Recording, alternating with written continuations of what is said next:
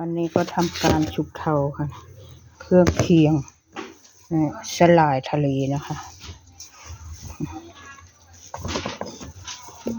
สลายทะเลตัวนี้ก็ยายก็กำลังต้มน้ำแต่ว่าเตรียมเครื่องมาแล้วเตรียมเครื่องเรียบร้อยอันนี้เหยื่อค่ะเหยื่อนี่ก็ต้มอาหารให้มันสุกก่อนต้มเนื้อมันให้มันสุกก่อนปลาชิมเบิ่งกันแล้วน้ำมันจางกับโบแซ่บเลยพี่น้องเอ้ยต้องเฮ็ดน้ำมันอร่อยสุดพี่น้อง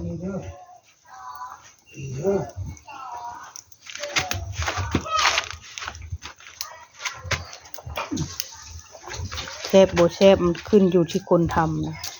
ชุบเทานะเขาเรียกลาบเทาลงมือค่ะลงมือชุบเทาค่ะ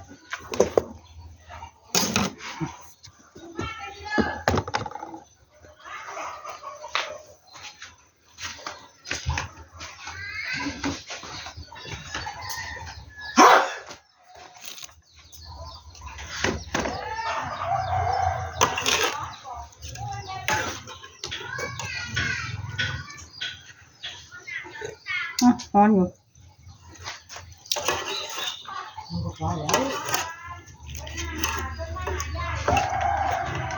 ยังร้อนอยู่ทำไม่ได้อีกทีเพราะว่าเครื่องปรุง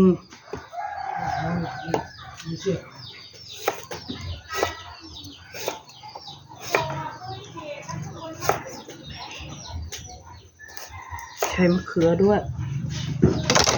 ใส่เครื่องเยอะๆ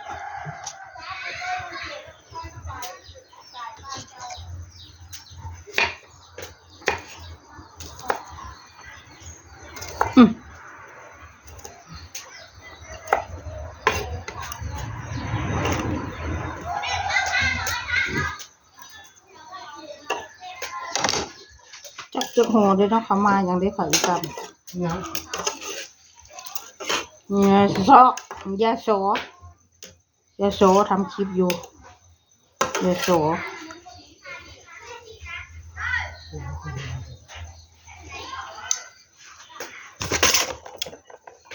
ขั้นตอน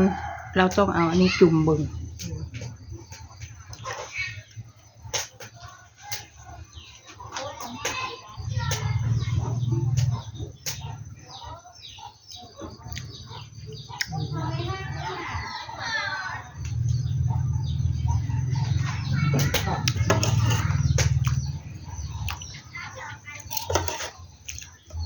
ลวก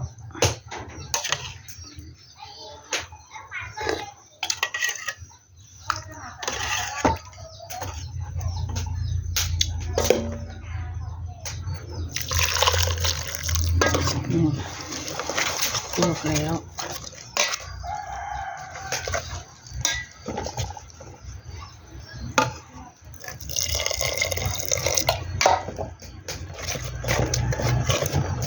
คนแล้วชุบเทา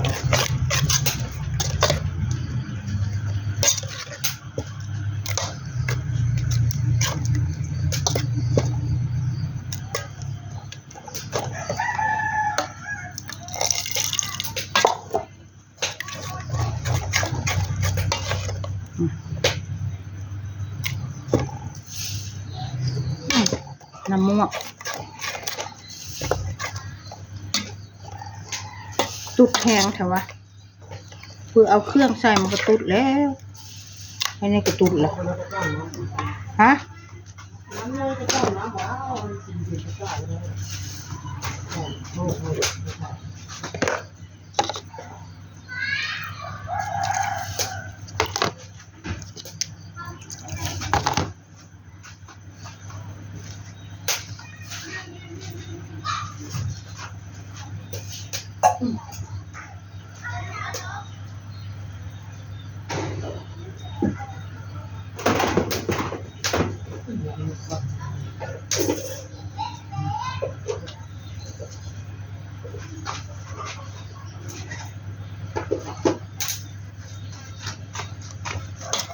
พี่น้องน้ำขุ่นคักเลยเหมือนขี้มูก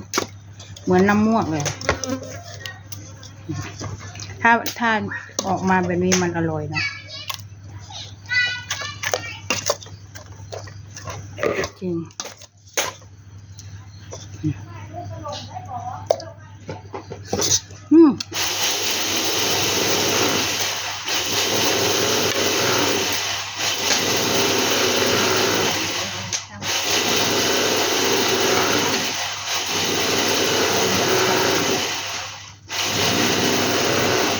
สุดท้าย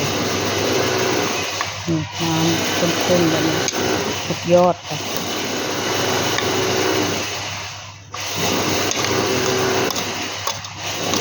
ถ้าปลาร้าไม่พอก็ต้องใส่ปลาร้าอีกถ้าปลาร้ายังไม่พอต้องใส่ปลาร้าอีกค่ะ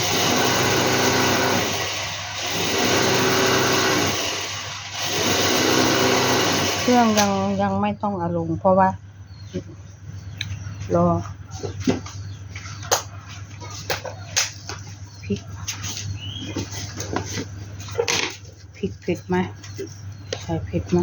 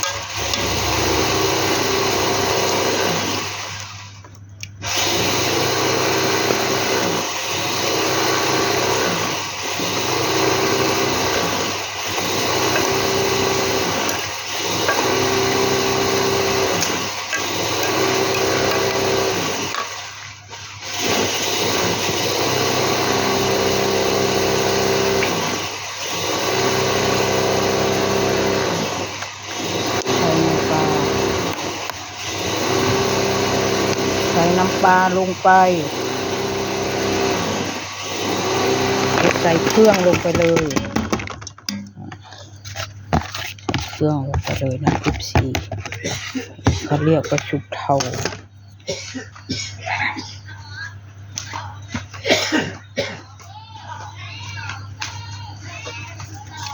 คุ้ม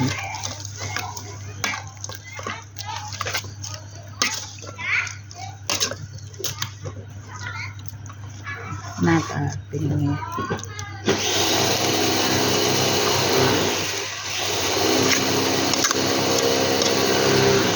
กินบ่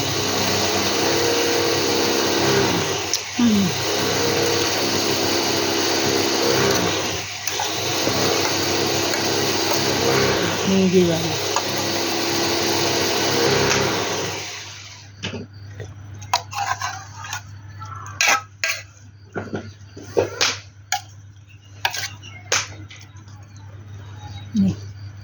โอเคเสร็จแล้ว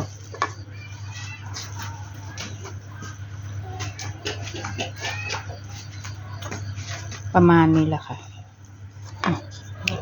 เรือสืบซุปเทาเห็นไหมคะFCน่ากินนะ